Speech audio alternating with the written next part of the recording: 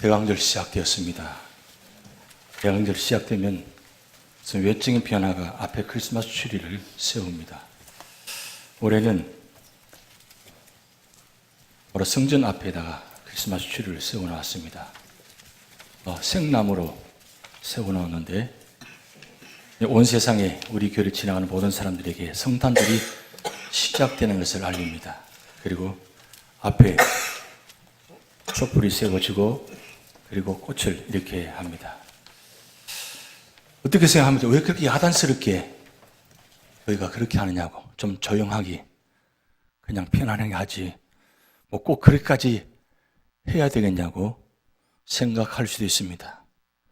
왜 대강절이면, 사순절이면 이렇게까지 준비할까요?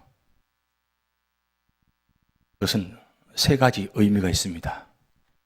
첫째 대강절 의미는 2000년 전에 사람의 몸을 입고 이 땅에 오셔서 모든 사람을 구원하시기 위해 자기 목숨을 주셨던 하나님의 아들 예수 그리스도를 기억하며 기다리는 절기입니다. 여기 말씀처럼 자기 목숨을 주셨던 하나님의 아들 예수 그리스도를 기억하라는 겁니다. 제가 아까 찬양 인도할 때 여러분 모습을 보았습니다. 오늘 소망주일입니다.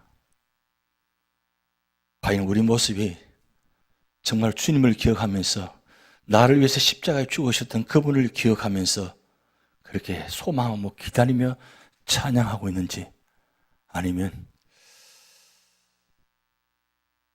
어떤 모습으로 찬양드렸습니까? 대강절의 의미는 이 땅에 주님께서 오시지 않았다면 오늘 여러분 이 자리에 앉아 계시지 않습니다. 오늘 비도 오고 날씨도 춥고 참 주일날 예배 드리고 오기가 참 힘든 날씨입니다. 그래도 주일날 이렇게 나오신 이유가 무엇입니까? 주님께서 나를 위해서 오신 그 성탄절 대강절인데 그래도 내가 준비해야지. 내가 제일 먼저 주님을 맞이해야지. 요지지 연합장로교회에서 내가 제일 먼저 대강절 준비해야지. 그런 마음으로 예배를 드리시는 게 중요합니다. 왜요? 왜 그렇게 하셔야 되는 거예요? 여러분 눈을 뜨시고 저를 한번 보시기 바랍니다. 밑을 보지 마시고 저를 한번 보시기 바랍니다. 저 보기 불편하세요? 매주일마다 말씀 드릴 때마다 제가 마음이 좀 그렇습니다. 왜냐하면 한 분도 저와 같이 눈을 맞추는 분이 안 계신 분들이 많아요. 물론 앉아 계시기가 오래되려 힘드시고 그러시지만 무슨 말씀을 듣는다는 게 무엇입니까? 말씀 속에 하나님을 만나고자 하는 마음이잖아요. 하나님께서 주신 말씀이잖아요. 그러면 목사를 바라보는 것이 아니라 하나님을 바라보는 마음으로, 저 십자가를 바라보는 마음으로 그렇게 말씀을 듣고 그리고 그 말씀을 지키는 자리에 되셔야 됩니다. 이게 바로 소망의 주일의 시작입니다. 땅을 바라보지 마시고 하늘을 바라보시기 바랍니다. 동물은 하늘을 바라보지 않습니다. 땅만 바라보고 다닙니다. 사람은 하나님께 세우셔서 그리고 하늘을 바라보고 멀리 바라보도록 그렇게 세우셨어요. 세우셨는데 우리는 주님을 바라보지 않고 십자가를 바라보지 않고 자꾸 세상을 바라보고 땅을 바라봅니다. 그러면 땅 속에서 땅을 바라보면서 우리가 뭘 얻습니까? 뭘 바라봅니까? 우리 환경 속에 여러분 삶의 자리에 여러분 소망이 있습니까? 축복이 있습니까? 우리 삶의 자리는 그렇게 그런 모습들이 많지는 않습니다. 그런데 이 대강절 첫 주 소망주일 우리가 하나님 말씀 바라보면서 말씀을 들으면서 주님께서 나를 위해서 십자가에 죽으셔서 그 사건이 기억하라는 거예요. 그거 기억하면서 기다리는 거예요. 그래서 대강절 애드벤트라고 합니다. 기다리는 시간입니다. 뭘 기다려요? 저는 마음이 그렇습니다. 올 한 해 동안 한 번도 교회에 출석하지 못한 우리 가정들이 있습니다. 식구들이 있습니다. 가족들이 있습니다. 그분들이 이번 대강절 기간 동안 제발 좀 나왔으면 좋겠다. 다른 데는 몰라도 이 대강절 기간에는 나오셔가지고 예배 드렸으면 좋겠다. 여러분, 우리 가족 중에 아직도 나오지 못한 가족들이 있잖아요. 그러면 그들과 함께 예배 드리는 건 소망 아닙니까? 여러분, 이 대강절 기간 동안 소망을 두고 기도하시기 바랍니다. 하나님, 이분들 성탄절은 반드시 하나님 나오셔서 함께 예배드리게 해 주시옵소서. 소망의 간절함이 있어야 돼요. 그 소망을 간절함을 통해서요, 우리 놀라운 구원의 역사가 나타납니다. 주님께서 이 땅에 오셔서 우리를 구원하신 이유가 바로 여기 있습니다. 나만 구원받게 하시는 것이 아니라 우리 모두를 구원하시기 위해서 오셨습니다. 그것이 바로 대강절 첫 번째 절기 기다리는 시간입니다. 두 번째는 믿음으로 영접하는 자 안에서 오셔서 함께 하시며 현존하시는 예수 그리스도 오심을 믿고 기다리는 절기입니다. 주님께서는 이미 오셨습니다. 오셔서 우리와 함께 계십니다. 물론 우리 주님은 지금 하늘 우편에 보좌에 계십니다. 성령을 통해서 우리와 함께 하심을 지금 말씀하고 계십니다. 현존하시는 하나님 예수 그리스도, 살아계시는 예수 그리스도 하나님, 그분이 지금 우리 안에 계십니다. 그리고 그분은 다시 오실 것입니다. 그러기에 우리는 언제나 오신 예수를 믿고 기다릴 뿐만 아니라 세 번째, 다시 오실 예수님을 기다리는 절기입니다. 그래서 세 번째로는 장차 미래에 이 세상을 심판하실 만왕의 왕으로 오실 그분의 오심을 기다리며 지키는 절기입니다. 만약에 만왕의 왕 되신 예수님께서 다시 오시지 않다면 어떨까요? 그분 예수님 안 오셨으면 좋겠어요? 아니면 꼭 오시기를 소망합니까? 왜 요한계시록의 마지막에 그렇게 마라나타, 우리 장로님 기도하셨습니다. 시작할 때 마라나타 이렇게 시작하셨어요. 마라나타 이 뜻은 아멘 주 예수 어서 오시옵소서 그 뜻이에요. 주님 빨리 오셨으면 좋겠어요. 왜요? 이 생 너무 살기 힘들잖아요. 사업 운영하기 힘들고 가정도 힘들고 모든 거 다 힘들어요. 빨리 주님 오셔서 우리를 회복하시고 천국 갔으면 좋겠습니다. 아니, 밤에 잘 때 아침에 눈을 떴을 때 하나님 이 가정에 눈을 뜨는 것이 아니라 내 자신에서 눈을 뜨는 것이 아니라 천국에서 눈을 떴으면 좋겠습니다. 그 소망이 있잖아요. 왜 그래요? 주님 오시면 모든 것이 다 완성이 되어지기 때문입니다. 그래서 이 성탄절 기간 동안, 대강절 기간 동안 주님 오심을 기다리시기 바랍니다. 그런데 주님 오시기 전에 우리 사랑하는 믿음의 형제들, 가족들이 다 함께 나와서 예배 드리시기를 소망하시기 바랍니다. 그런데 대강절 시작되면 이 초를 켭니다. 왜 초를 켜는 줄 아십니까? 네 가지 상징적인 의미가 있습니다. 첫째는 하나님의 임재를 바라보는 겁니다.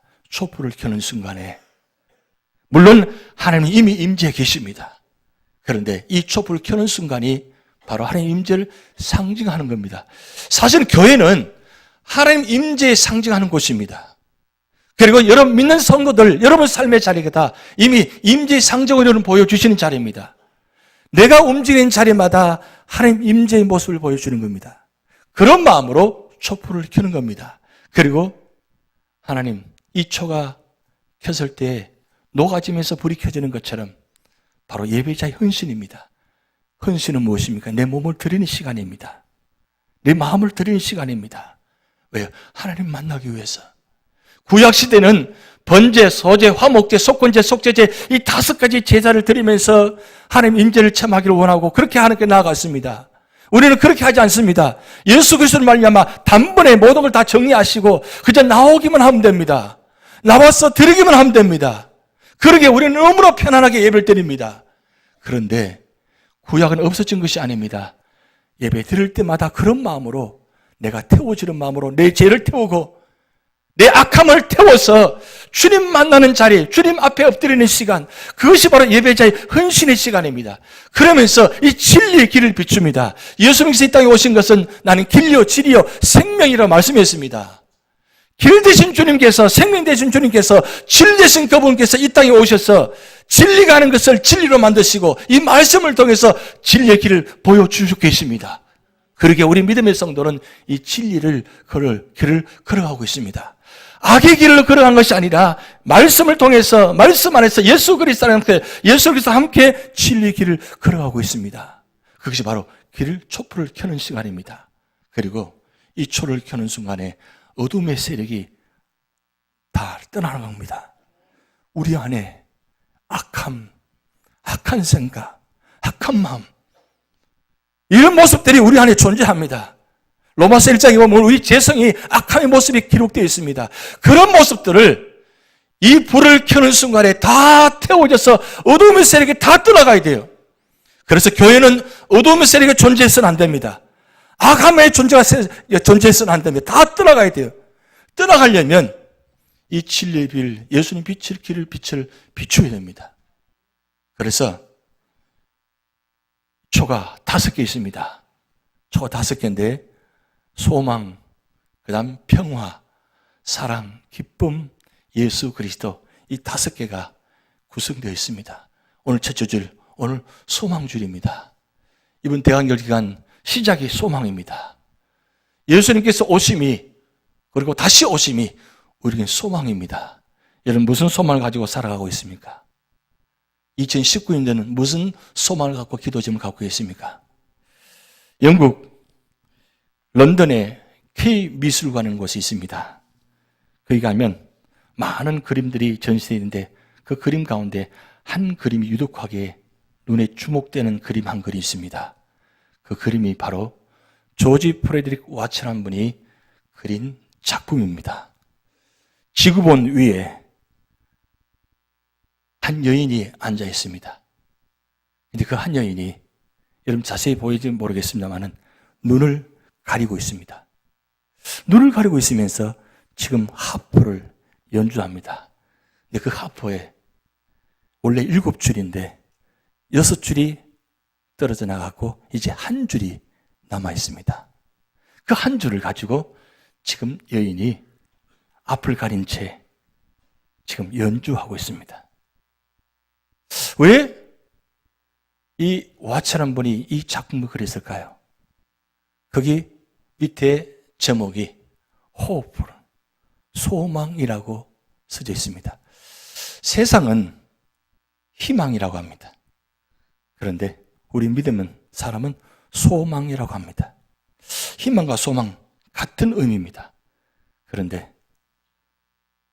희망과 소망의 차이점은 사실 어떻게 보면 같은 의미지만 소망은 주님 오심을 바라보는 믿음이 있고 희망은 그 소망 대신 오신 주님이 계시기에 기쁨이 있는 겁니다. 그렇게 믿음으로 해석하면 우리에게 또 은혜가 되어집니다. 그런데 왜 이 와츠라는 분이 이 그림을 그렸을까요? 눈을 가린 채 연주하는 이 여인, 왜 그랬을까요? 앞으로 미래가 불투명하다는 겁니다. 앞이 보이지 않습니다. 캄캄합니다. 그런데 끊어진 6줄, 이건 어떻게 보면 인간의 절망을 의미한다고 합니다. 이제 한 줄밖에 남지 않았습니다. 6줄이 끊겼기에 소망이 없습니다. 이 한 줄도 아슬아슬합니다. 그런데 왜 한가득 남은 이 줄을 연주할까요? 그것은 끝까지 소망을 갖고 살아가라는 뜻입니다. 다 떨어져서 다 없어져도 안 보여도 한 줄 가지고 연주하라는 거예요. 그래서 소망인데 더 깊은 의미는 소망의 줄입니다. 여러분 삶의 자리가 어떻습니까? 아슬아슬하지 않습니까? 가정으로 보나 사업장으로 봐서나 내 건강으로 봐서나 아슬아슬합니다. 내일 아침 과연 일어날지 아닐지 어떻게 될지 아무도 모릅니다. 불쑥불쑥 나도 모르게 아픔이 달려오고 그리고 나도 모르게 어떤 사건들이 이렇게 달려오고 갑작스럽게 밤에 전화가 오고 이렇게 참 아슬아슬하게 지금 줄을 타고 가고 있습니다. 왜 줄입니다? 여러분 무엇을 붙잡고 살아가고 있습니까? 어느 줄을 붙잡고 계십니까? 왜 와츠란 분이 이 그림을 그렸을까요? 그런데 이 그림을 보고 한 분이 감동받아서 한 곡을 작곡했습니다. 이분이 앨리스 호손이라는 분인데 희망의 속삭이라면 그런 곡이 있습니다. 여러분 옛날에 학교 다닐 때 많이 배웠던 곡입니다. 이런 곡이에요. 거룩한 천사의 음성 내 길을 두드리네. 부드럽게 속삭이는 앞날의 건약을 어두운 밤 지나가고 폭풍 개이면 동역엔 광명의 햇빛 눈부시게 비치네. 속삭이는 앞날의 보금자리 즐거움이 눈앞에 어린다. 아멘. 2절 가사입니다. 저녁노루 서산에 끼어 황혼이 찾아와도 청천에 빛나는 물빛 이 밤도 명랑하다. 밤 깊어 나의 마음 고요히 잠들어도 희망에 찬 아침의 빛 창문을 열어주리. 속삭이는 앞날의 보금자리 즐거움이 눈앞에 어린다. 저는 부를 때 같이 부를 줄 알았어요. 다 아시는 노래죠? 여러분, 이 작품을 보면서 이런 곡이 나올 수 있나요? 이 의미를 알고 계셨어요? 한 사람이 그 소망의 줄을 연주하는 모습 보면서 이렇게 곡을 쓸 수 있다는 게 얼마나 감사해요. 근데 여러분, 이 그림에 한 가지 단 비밀이 하나 있습니다. 뭐냐면 여러분 잘 안 보이실 텐데 그림 뒤편에 별이 하나 그려져 있습니다. 보이십니까? 별이 하나 그려져 있습니다. 그 별이 뭐냐? 지금 한 줄밖에 남지 않은 이 사랑의 여인이 연주하는데 별빛이 비춰주고 있는 거예요. 그래서 이 여인은 이 별빛의 빛을 비춤 받으면서 함께 소망의 줄을 가지고 연주하고 있는 거예요. 그러니까 이 연주를 바라보는 한 사람이 희망의 속삭임을 곡을 쓰게 되는 겁니다. 저는 이 그림 보면서 우리 성경을 보게 됩니다. 왜 구약 성경의 역사의 마지막 이야기가 바로 에스더입니다. 에스더, 이름듯이 별입니다. 구약 성경에 말라기가 역사의 마지막이 아니고 에스더가 역사의 마지막 이야기입니다. 시대순으로. 그런데 왜 별로 역사 이야기를 마쳤을까요? 말라기로 끝나면 캄캄합니다. 심판의 예언으로 끝납니다. 그런데 에스더는 희망이 없는 그 바벨론 땅에서 죽으면 죽으리라는 그 마음을 가지고 그 믿음을 가지고 기도하면서 그가 나아가서 결국 유다 백성들을 살리는 별과 같은 전조를 세웠습니다. 그런데 이런 마태복음 시작할 때 별로 시작합니다. 그 이야기는 예수님께서 태어나심을 알리는 별이 나타나서 동방박사 세 사람이 그 별을 보고 찾아옵니다. 그래서 구약의 마지막 역사와 신약의 첫 역사의 시작을 별로 연계시켜 놨습니다. 별의 존재는 뭡니까? 희망입니다. 소망입니다. 그래서 성탄절이 되면 우리 여러분 크리스마스 추리에 보면 별이 안에 세워져 있어요. 저 별은 아주 특별한 별입니다. 왜 별이 필요합니까? 온 세상에 소망을 주기 위해서 별과 같은 존재를 세워놨다는 거죠. 그래서 우리는 우리 삶의 자리에 이 소망의 줄을 붙잡으셔야 돼요. 소망을 너에게 주노라 세상이 줄 수 없는 세상이 알 수도 없는 소망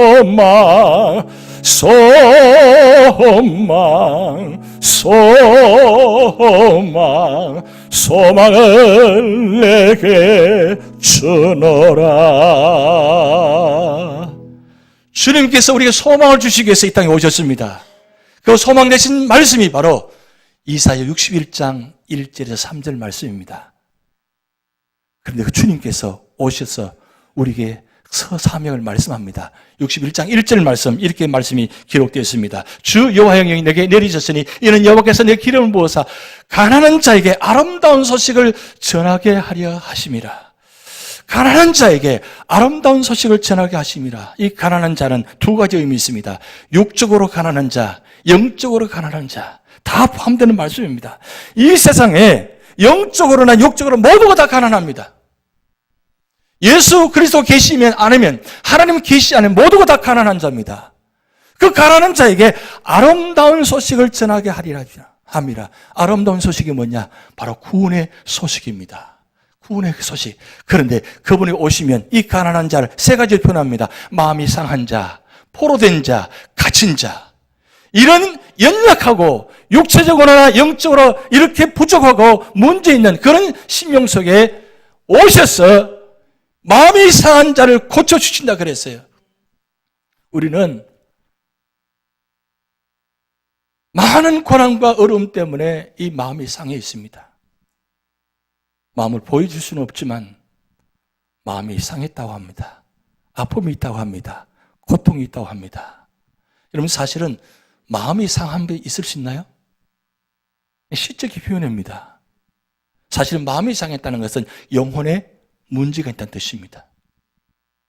영혼의 문제 있으면 어떻게 되느냐? 결국 우리 육체적인 문제도 함께 연결됩니다. 주님께서 이 땅에 오시면 우리의 영과 육을 모든 것을 구원하시기 오셨습니다. 그런 우리를 마음이 상한 자, 포로된 자, 이 세상 악함 때문에 포로되어 있습니다. 그건도 갇혀 있습니다. 자유가 없습니다. 요즘 얼마나 악함이 큰지, 이 악함 때문에 우리 자녀들이 우리 삶의 자리마다 그 악함 때문에 영향을 받아가지고 상처를 입고 그 악함 때문에 무너지고 그리고 실패의 자리, 아픔의 자리, 고통의 자리를 지금 헤매고 있습니다. 그런 세상이 지금 현재 세상입니다. 질병 때문에 아픔이 있습니다. 고통이 있습니다. 이런 모든 질병과 아픔, 모든 문제를 주님께서 오셔서 아름답게 구원해 주시겠다고 선포하십니다. 그러면서 2절 말씀에 이렇게 말씀 기록됩니다. 여호와의 은혜의 해와 우리 하나님 보복의 날을 선포하여 모든 슬픈 자를 위로하되. 여기 이 말씀은 여호와의 은혜의 해란 말은 구약 성경에 희년을 말합니다. 희년 50년째 되면 모든 것을 회복시키는 의미가 있습니다. 땅을 회복시켜주고 그 다음에 모든 종들을 회복시킵니다. 모두 제자리로 가게 됩니다. 주님께서 오시면 이 세상의 모든 문제를, 죄의 문제를 완전히 회복시켜서 원래 에덴 동산의 그 아름다운 모습으로 바꿔주시는 뜻입니다. 그런데 은혜해만 하시는 것이 아니라 보복의 날을 선포한다고 했습니다. 이 보복의 날은 바로 마지막 요한계시록에 나타나는 바로 심판의 말씀합니다. 심판이 기다리고 있다는 뜻이에요. 주님 오시면 바로 구원도 있지만 심판도 있다는 겁니다. 그러기에 우리 삶의 자리에 이 성탄절은 바로 두 가지 의미가 있습니다. 회복과 주님 앞에 돌아옴. 심판이 우리 앞에 놓으셨다는 사실을 깨닫게 하는 겁니다. 왜요? 주님은 한 번 오시로 끝나지 않고 다시 오시기 때문입니다. 다시 오시지 않다면 심판이 없을 것입니다. 그냥 이렇게 살다가 이렇게 끝나버립니다. 그런데 주님은 다시 오시기 때문에 이대로 이렇게 이 모습대로 끝나지 않습니다. 여러분, 이 세상 모든 사람은 주님께 재림하시면 다 부활시키신다고 요한복음 5장에 말씀 기록되어 있습니다. 그런데 믿음의 사람은 영생의 부활로, 믿지 않은 사람은 심판의 부활로 세운다고 말씀했습니다. 그러기에 우리는 초림의 예수님도 기억해야 되지만 다시 오실 예수님을 기억하셔야 됩니다. 왜요? 그때는 심판이 있기 때문입니다. 그런데 우리가 구원받는 사람은 심판을 두려워할 필요가 없습니다. 왜? 이미 우리는 구원받았기 때문입니다. 그래서 3절 말씀에 우리 다 같이 있습니다. 무릇 시온에서 슬퍼하는 자에게 화관을 주어 그 죄를 대신하며 기쁨의 기름으로 그 슬픔을 대신하며 찬송의 옷으로 그 근심을 대신하시고 그들이 의의 나무 곧 여호와께서 심으신 그 영광을 나타낼 자가 일컬음을 받게 하려 하심이라. 슬픈 자에게 죄를 뒤집어져서 슬프게 만드는 것이 아니라 기쁨을 주신다 그랬어요. 이 슬픈 세상, 희망이 없는 세상, 소망이 없는 세상, 그렇게 살 수밖에 없는 이 세상에 예수님께서 오심으로 말미암아 이 성탄절은 우리에게 소망이 되어집니다. 그러니까 찬송할 수 있습니다. 찬양합니다. 대관절 기간 우리 찬양을 많이 할 것입니다. 왜요? 하나님 오심을, 주님 오심을 기뻐하는 시간이기 때문입니다. 그러기에 우리 입술 속에 찬양이 끊이지 않도록 우리를 세워주실 것입니다. 그 자리가 믿음의 자리, 축복의 자리입니다. 마태복음 1장 21절 말씀, 아들을 낳으리니 이름을 예수로 하라. 이는 그가 자기 백성을 그들의 죄에서 구원할 자이십니다. 우리를 죄에서 구원하시기 위해서 주님은 오셨습니다. 그럼 오심으로 말미암아 우리는 구원받았습니다. 이제 이 성탄절 바라보시면서 다시 오실 주님을 기다리면서 이 기간 동안 우리 눈앞에 우리 생각과 마음이 언제나 소망의 주님 바라보면서 우리가 이제는 주님 오심만 기다리지 마시고 이제는 여러분이 메시아가 되셔야 됩니다. 여러분이 주님이 되셔야 됩니다. 왜냐하면 주님께서 성령을 보내셔서 이제 내가 가르친 모든 것을 가르쳐 지키게 하라. 복음을 전하라고 했습니다. 그 구원의 소식을 전하라고 했습니다. 그게 바로 어떻게 보면 작은 예수입니다. 그러기에 우리 삶의 자리에 어둠이 있고 아픔이 있고 고통이 있는 주변 모든 사람들에게 이 복음의 소식을 전해서 그들을 구원의 자리로 인도해서 모두가 다 함께 축복된 시간, 은혜의 시간, 찬양하는 축복이 여러분의 가운데 나타날 줄 믿습니다.